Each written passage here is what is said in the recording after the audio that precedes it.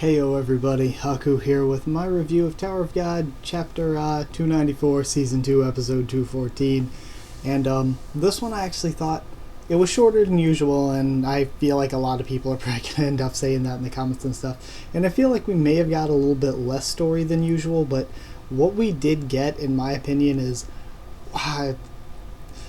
I can't even, I was going to say one of the better chapters we've had recently, but no, it's not even that. It's one of the better chapters of stuff I've read recently compared to other stuff, but compared to Tower of God, no, we just had that friggin' Ron versus Inietta chapter. We just had that Kaiser backstory chapter, and those were both completely amazing. So no, this was really great story-wise, but I mean, even being really great, there were even other more really great chapters recently. So, I mean, yeah, it's whatever there.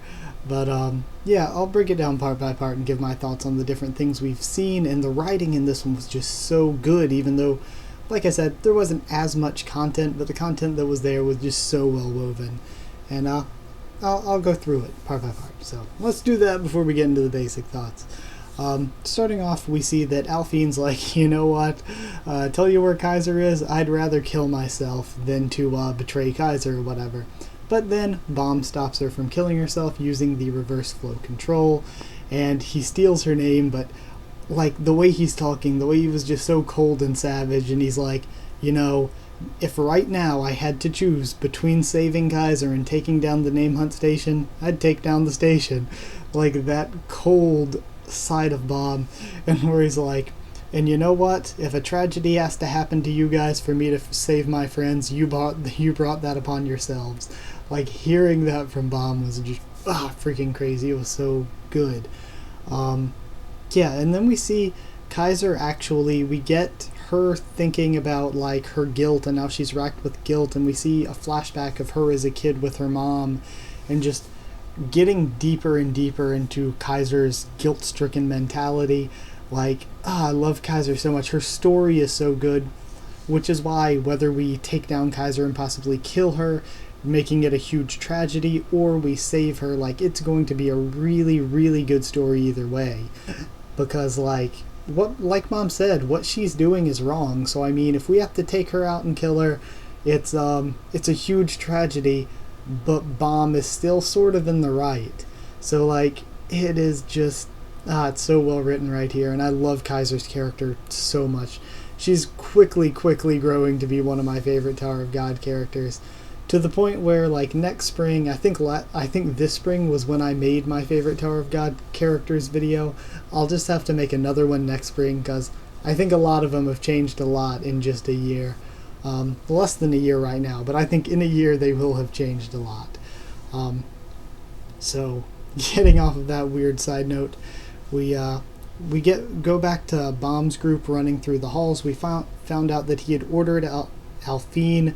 Why am I stuttering? He ordered Alphine not to die. And then she told him about the elevator that leads to Kaiser. So they're running through the halls, and it was really cool seeing Bomb and Kun, and I think Red Greymon threw in a couple words here and there about talking about whether they should save her, whether they should stop her, and like how they have to stop her and protect Andrasi for right now, and then they'll figure out what to do about saving her or taking down the station. And just the way they talked back and forth, I thought it was a really good look into the sort of conflict where they're like, she's not entirely bad, but we do still need to take her out because she's done some bad stuff, and we have to do it to save Rack and to save Andrasi. So, like, it was really cool to note that that sort of struggle there.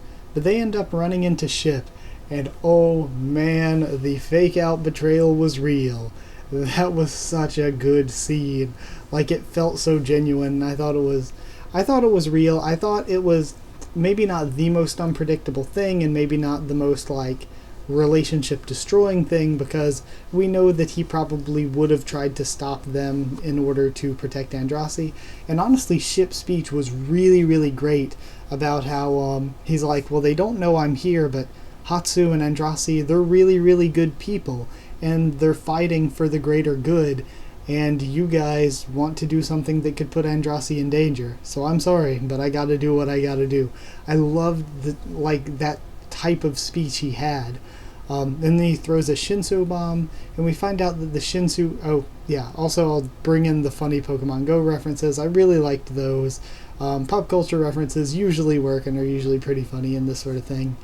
But yeah, we find out that the Shinsu bombs actually can't be stopped by reverse flow control, and I think that's interesting because it actually kind of gives us an explanation for something that happened way back at the beginning of Volume 2, where it's Bomb, Hwoarang, Acraptor, and Wangnan in the four-way fight that I really, really loved.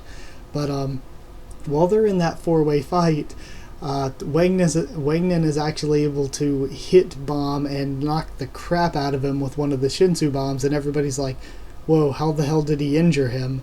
So I think that's really cool to note that it's probably because Bomb couldn't stop it with reverse flow control like he could the physical or Shinsu attacks coming from Hwoarang or Acraptor.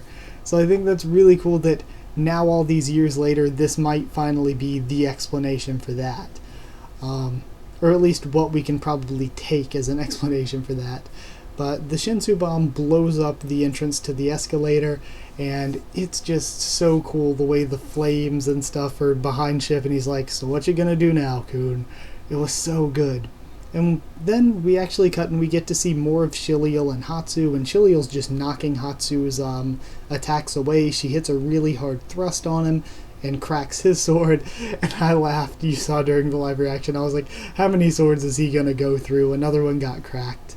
But we find out for Shiliel that she actually doesn't dislike Andrasi. She's like, well, Liliel hates Andrasi's guts, but I don't really dislike Andrasi, but I do dislike the rule-breaking behavior that she has with hanging out with a Nock and Viol when it seems like she's probably going to have to fight him eventually anyway if she wants to be a princess and they want to be a Slayer candidate / were born into being a disgrace to the Zahard family.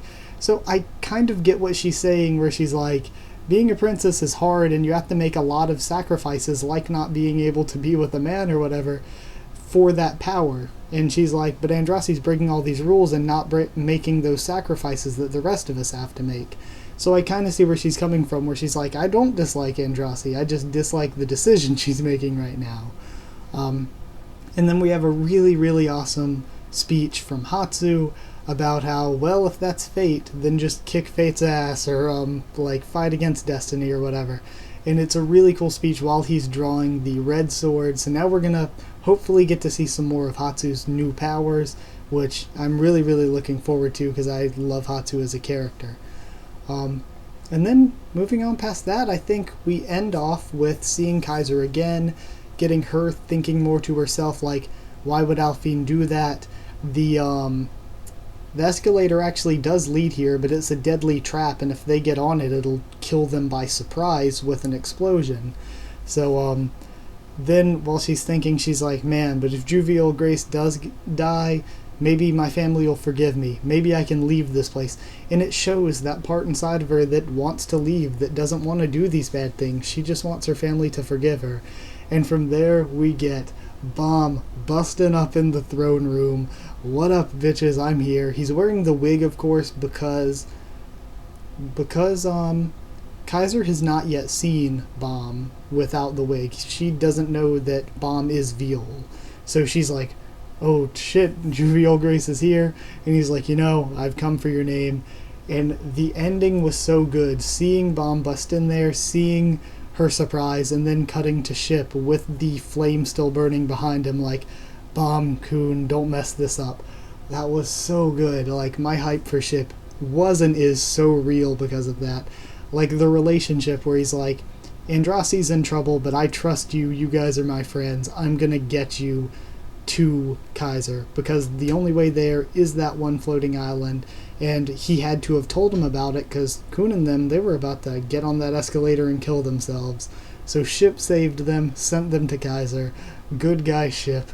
Just won this chapter for me.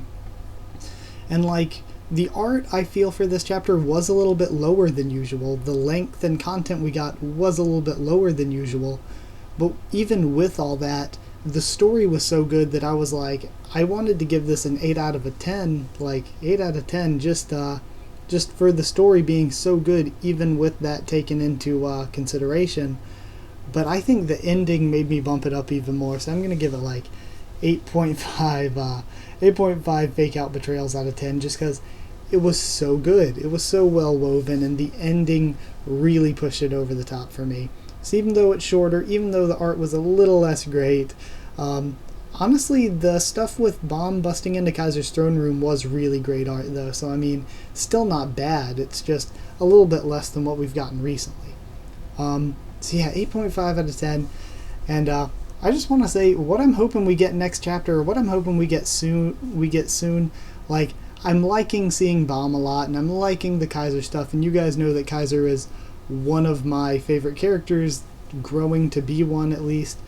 But what I'm thinking is, like, we've spent so much time, it feels like we're just jumping straight to the Bomb and Kaiser stuff, and we're skipping over a lot of other stuff that I think should have come before this, but it depends on how SIU wants to do it. This can still be done really, really well. But before we see what happens with Bomb and Kaiser, I would rather get some sort of, I don't know, I'd rather get some sort of closure with Ron's group. I'd like to see Jinsung and what's going on with the auctioneers again. I'd like to see what's going on with Ryun's group again. And of course I think we're all going to see that, because Bomb can't defeat Kaiser yet, I don't think, because we still have to do the auction. We still have to save Rack and them. So I feel like I want to see that before I see more Bomb and Kaiser stuff, just because we've focused on the Bomb and Kaiser stuff so much recently. I'd rather just wrap up the stuff with Ron's group and see Ryun's group again, see the auctioneers and stuff again. I think probably the stuff with Lilial, Shilial, Andrasi, and Hatsu is probably going to last a little bit longer. So if we don't focus completely on that in the next couple chapters, I'm totally cool with that. Just focus on other stuff. But I would like to see more of that as well. Maybe some of it move towards some sort of resolution for this arc. Because we know that they're not going to defeat the twins, because they're going to be in the next two arcs. But I'd like to see them say, okay, fight's over, we've had our fun talking back and forth, we're going to leave now. Or something like that. Just get a movement towards some sort of closure for now. So yeah, that's what I'd like to see. Most of all, I'd like to see a chapter next focusing a lot on Ryun's group. I don't think we've seen nearly enough of them. And to me, they are, other than Bomb, Kuna, and Red Greymon, of course, they're the group that interests me the most. Like, Ron's group was awesome, and I loved their story, but I'm really interested in Ryun's group. Just, I don't know, personally, I love all four of those characters, and I want to see what's going on with them. So, this was a bit like review plus, review extended. But either way, so yeah. Thank you guys so much for watching.